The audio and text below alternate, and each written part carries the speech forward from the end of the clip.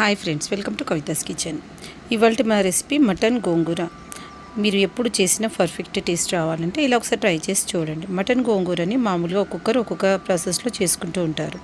ఒకసారి ఇలా కూడా ట్రై చేసి చూడండి. చాలా అంటే చాలా బాగా నచ్చుతుంది. టేస్ట్ చాలా బాగుంటుంది. మరి లేట్ చేయకుండా ఈ తయారీ విధానాన్ని చూసిద్దాం. సో ఫ్రెండ్స్, కొత్తగా చూస్తున్నవారు మన ఛానల్ని సబ్స్క్రైబ్ చేసుకొని పక్కనే ఉన్న బెల్ ఐకాన్ని యాక్టివేట్ చేయండి. నేను చేసే ప్రతి వంట మీరు మిస్ అవ్వకుండా ముందుగానే చూడొచ్చు.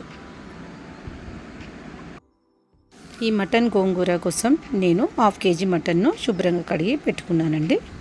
చూడండి, మటన్ ముక్కలు మరి పెద్ద కాకుండా మరి చిన్న కాకుండా ఇలా మీడియం సైజులో ఉండాలి. మటన్ను క్లీన్ చేశాక మూత పెట్టి పక్కన పెట్టుకోవాలి. ఇప్పుడు 1/2 kg మటన్కి ఈ సైజులో ఉన్న ఉల్లిపాయలను 2 తీసుకోండి. అలాగే ఒక టమాటా, 4 పచ్చిమిరపకాయలను తీసుకోండి. వీటిని చిన్న ముక్కలుగా కట్ చేసుకొని పక్కన పెట్టుకోండి. మీడియం సైజులో ఉన్న గోంగూర కట్టలను తీసుకున్నానండి. నేను ఈ గోంగూరని శుభ్రంగా కడిగేసానండి. మీకు ఇలాగా అర్థం కావాలంటే మనం పట్టుకుంటే 2 గుప్పెళ్ళంతా రావాలి. అలాగే గోంగూర, ఎర్ర గోంగూరను తీసుకోండి. చూడండి, ఆకు దగ్గర కాడ అనేది ఎర్రగా కనిపిస్తుంది కదా. ఇలా ఉంటే ఎర్ర గోంగూర అని, తెల్ల గోంగూర కూడా దొరుకుతుంది. అది వాడొద్దండి, టేస్ట్ బాగుండదు. ఈ గోంగూరనే బాగుంటుంది. ఇలా కడిగిన గోంగూరను పక్కన పెట్టుకోండి. ఇప్పుడు మటన్ గోంగూరలోకి మసాలా పొడిని చేసుకుందామండి. దాని కొరకు ముందుగా స్టవ్ పైన ఒక ప్యాన్ పెట్టుకొని అందులో 2 టేబుల్ స్పూన్ల ధనియాలను, 1 టీ స్పూన్ జీలకర్రను, ఒక 1/2 టీ స్పూన్ మిరియాలు, అలాగే చిటికెడు మెంతులు కూడా వేసుకోండి. గోంగూర కదండి, కాస్త పులుపు ఉంటుంది. గోంగూర పచ్చళ్ళలోకి కూడా మెంతులు వేస్తాం కదా. మెంతులు వేస్తే టేస్ట్ బాగుంటుంది. ఒకవేళ మీకు నచ్చుకుంటే స్కిప్ చేయొచ్చు. 6 లవంగాలు, 1 ఇంచు చెక్క, ఇవన్నీ వేసేసి ఫ్లేమ్ని లో ఫ్లేమ్లో పెట్టి మసాలాలు మాడకుండా వేయించుకోండి.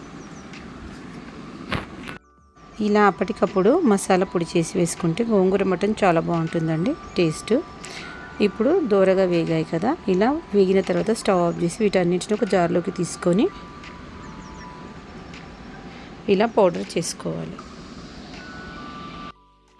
చూడండి, మనకు మసాలా పొడి రెడీ అయింది. దీన్ని పక్కన పెట్టుకోవాలి. తర్వాత అదే ప్యాన్ని స్టవ్ పైన పెట్టుకొని దీంట్లోకి 2 టేబుల్ స్పూన్ల దాకా ఆయిల్ వేసుకొని ఈ ఆయిల్లో మనం ముందుగా కట్ చేసి పెట్టుకున్న పచ్చిమిర్చి ముక్కలు వేసి లైట్గా వేయించుకోవాలి. పచ్చిమిర్చి ముక్కలు కాస్త ఇలా వేగాక ముందుగా కట్ చేసి పెట్టుకున్న టమాటా ముక్కల్ని వేసి బాగా ఫ్రై చేయండి. ఇందులోకి గోంగూరను కూడా వేయండి. టమాటా ముక్కలు మగ్గేసరికి గోంగూర కూడా మగ్గిపోతుంది.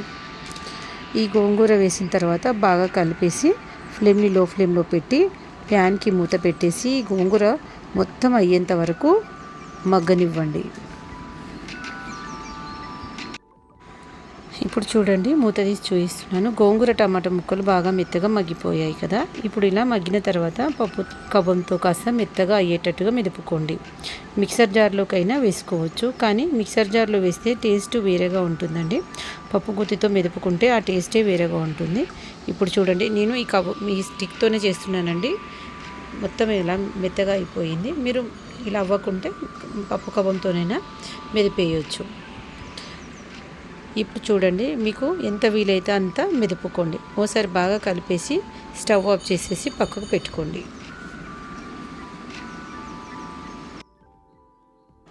ఇప్పుడు స్టవ్ పైన ఒక మట్టి పాత్రను పెట్టుకోండి. కుక్కర్ వీలైతే కుక్కర్ని కూడా పెట్టుకోవచ్చు. నాకు అందుబాటులో మట్టి పాత్ర ఉంది కాబట్టి నేను మట్టి పాత్రలో చేస్తున్నానండి. ఇందులో 4 టేబుల్ స్పూన్ల ఆయిల్ వేసుకోండి. మటన్ కదండి, ఆయిల్ కొంచెం ఎక్కువగానే పడుతుంది. ఆయిల్ కాగిన తర్వాత ముందుగా తీసి కట్ చేసి పెట్టుకున్న ఉల్లిపాయ ముక్కలను వేసి ఫ్లేమ్ని మీడియం ఫ్లేమ్లో పెట్టి ఈ ఉల్లిపాయను లైట్ కలర్ మారేంత వరకు వేయించుకోండి.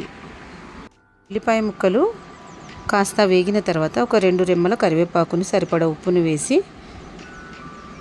2 టీ స్పూన్ల అల్లం వెల్లుల్లి పేస్ట్ని వేసుకొని అల్లం వెల్లుల్లి పేస్ట్ పచ్చివాసన పోయేంత వరకు బాగా వేయించుకోవాలి. ఇలా అల్లం వెల్లుల్లి పేస్ట్ బాగా వేగాలి. అల్లం వెల్లుల్లి పేస్ట్ బాగా వేగకపోతే టేస్ట్ అనేది ఉండదు. ఇక్కడ పచ్చివాసన పోయేంత వరకు మనం ఒకసారి ఒక 5 మినిట్స్ వరకు మూత పెట్టి పైన అల్లం వెల్లుల్లి పేస్ట్ని ఆయిల్లో మగ్గనివ్వాలి. తర్వాత మూత తీసి ఇందులోకి మనం క్లీన్ చేసి పెట్టుకున్న మటన్ను వేసి మటన్లో పచ్చివాసన పోయేంత వరకు బాగా ఫ్రై చేసుకోవాలి. ఫ్లేమ్ని మీడియం ఫ్లేమ్లో పెట్టి ఒక 10 నిమిషాల వరకు బాగా ఫ్రై చేసుకుని దీనిపైన మూత పెట్టి ఒక 10 నిమిషాల పాటు మటన్ ఆయిల్లో మగ్గనివ్వాలి. తర్వాత మూత తీసి చూడండి, ఇప్పుడు ఆయిల్ సపరేట్ అవుతుంది. ఇప్పుడు ఒకసారి మూత తీసి బాగా ఒకసారి కలిపాక ఇందులోకి 1 టీ స్పూన్ వరకు పసుపును వేసి 2.5 స్పూన్ల కారం వేసుకున్నానండి. గోంగూర పులుపే కాబట్టి కొంచెం కారం ఎక్కువ పడుతుంది. కారం ఎక్కువ తినాలనుకునేవారు కొంచెం ఎక్కువ వేసుకోవచ్చు, తగ్గించి వేసుకోవాలనుకునేవారు తగ్గించి వేసుకోవచ్చు. దీన్ని బట్టి మీకు ఎంత కావాలో చూసుకొని వేసుకోండి. ఈ కారం కూడా వేసేసి సరిపడా ఉప్పును వేసి ఒకసారి బాగా కలుపుకోండి. ఇంట్లో మనం ముందుగా మిక్సీకి వేసి పెట్టుకున్న మసాలా పౌడర్ వేసుకోండి. వేసుకొని ఒకసారి బాగా కలుపుకోండి. దీంట్లో 2 గ్లాసుల నీళ్లు పోసుకోండి. నీళ్లు పోసిన తర్వాత బాగా కలిపి మూత పెట్టేసేయండి. దీన్ని మనం కుక్కర్లో కనుక చేస్తే 3 నుంచి 4 విజిల్స్ రానివ్వండి. మనం ఆల్రెడీ మటన్ని బాగా వేయించాం కదా, కొద్దిగా ఉడికే ఉంటుంది. 3-4 విజిల్స్లో వచ్చే సరిపోతుంది. మరి మట్టి కుండలో చేస్తే కనుక 20 నుంచి 25 నిమిషాల టైం పడుతుంది. తర్వాత ఇప్పుడు మెదిపి పెట్టుకున్న గోంగూరను వేసుకొని దీంట్లోనే రుచికి సరిపడా సాల్ట్ని వేసుకొని ఒకసారి బాగా కలిసేటట్లు బాగా కలపండి. నా దగ్గర సిల్వర్ కవర్ ఉందండి. సిల్వర్ కవర్తో నేను అండిని మొత్తం కవర్ చేసి పెట్టుకున్నాను. ఇలా చేయడం వల్ల మనకు కర్రీ అనేది చాలా టేస్ట్ ఎక్కువగా ఉంటుంది. నేను ఒక దాబాలో చూశానండి ఇలా చేయడం. ఇలా కవర్ చేసుకొని మనం ఒక 10 నుంచి 12 నిమిషాల పాటు ఇలాగ పెట్టుకుంటే మన కర్రీ అనేది రెడీ అయిపోతుంది. ముందు 10 నిమిషాలు, తర్వాత గోంగూర వేసినాక 10 నిమిషాలు, 20 నిమిషాలు. మనము స్టవ్ ఆఫ్ చేయడానికి బిఫోర్ ఒక 5 మినిట్స్ ఆఫ్ చేసుకోవాలి. మొత్తం కలిపి 25 మినిట్స్లో మనకు కర్రీ అనేది రెడీ అయిపోతుంది. చూడండి, కవర్ అనేది తీసేసి చూడండి కర్రీ ఎలా ఉడుకుతుందో. మనం స్టవ్ ఆఫ్ చేసేసుకున్నామండి. కర్రీ అనేది కొద్దిగా వాటర్గా అనిపిస్తుంది, ఏం పర్వాలేదు. ఇది ఉడికిన తర్వాత గ్రేవీ చల్లారిన తర్వాత మనకు గ్రేవీ అనేది గట్టిపడుతుంది. చూడండి ఇలా. ఇక్కడ ఒక 1/2 టీ స్పూన్ వరకు గరం మసాలా పొడిని వేసుకొని బాగా కలుపుకోవాలి. మనకు ఇక్కడ ఉప్పు కారం చెక్ చేసుకోవాలండి. ఏదైనా తగినట్టు మసాలా కూడా తగినట్టు అనిపిస్తే మనం ధనియాల పొడి కానీ జీలకర్ర పొడి కానీ వేసుకొని బాగా కలుపుకోవచ్చు. నాకైతే పర్ఫెక్ట్గా ఉందండి. ఇలా చూసుకొని ఫ్లేమ్ని మీడియం ఫ్లేమ్లో పెట్టి ఒక మూత పెట్టేసి ఒక 5 మినిట్స్ వరకు గ్రేవీని చిక్కబడేంత వరకు ఉడికించాలి.